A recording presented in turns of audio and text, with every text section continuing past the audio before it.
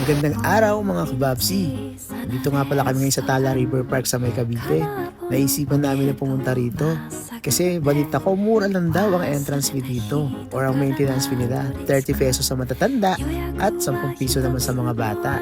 At nandito na nga kami, tatawid na kami sa kabila. Sobrang ganda pala ng lugar nito. Mamamangha ka pag nakita mo agad yung mga tubig.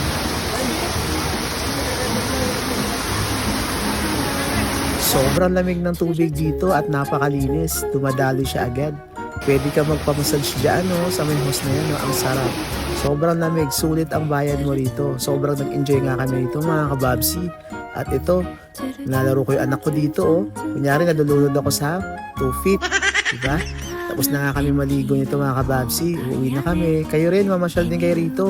Hindi kayo magsisisi, napakasulit.